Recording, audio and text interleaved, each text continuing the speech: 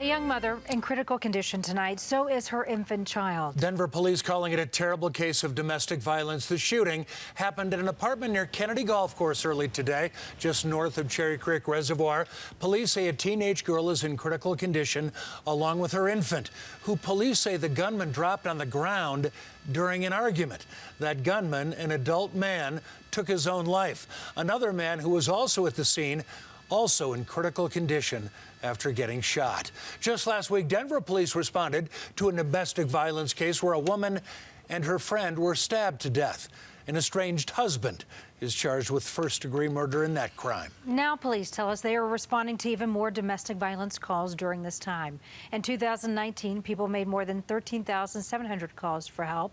A year later, that rose to more than 15,000. So far this year, officers have answered more than 11,000 calls. In Colorado, there is added protection for domestic violence victims. Our Kelly Worthman working on this story for us tonight. So, Kelly, there is a lot of help out there. Well, Karen, the Denver District Attorney's Office actually receives upwards of 10 domestic violence cases every day. And the most dangerous time for an abuse survivor is often right after they leave their abuser. That is part of the reason why in 2013, a state law was passed requiring domestic violence offenders to relinquish their weapons. The trouble is the law only goes so far. The problem that we had was that there was nothing in the statute that would compel somebody accused of the crime to admit ownership of the weapons. That's why the Denver DA's office hired a special investigator to determine if offenders have guns. He needs to remain anonymous, but the investigator's boss told us he'll go through prior police reports, 911 calls, even scour social media for evidence.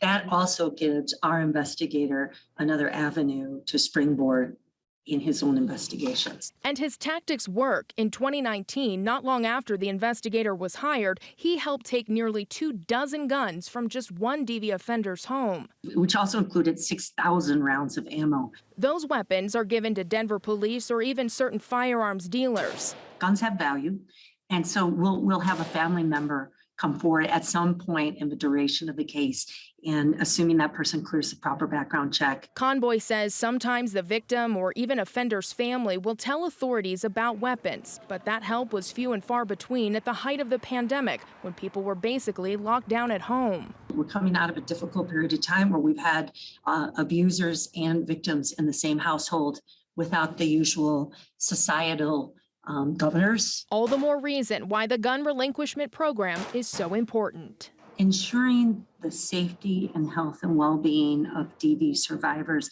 is also helping the next generation. As of this summer, domestic violence offenders now have to sign an affidavit of gun ownership and detail where they relinquish their weapon. Conboy says it's a small change, making a big difference. Now, if you or anyone you know is a victim of domestic violence, there are resources available, and we have those listed at cbsdenver.com. In Denver, Kelly Worthman for CBSN Denver.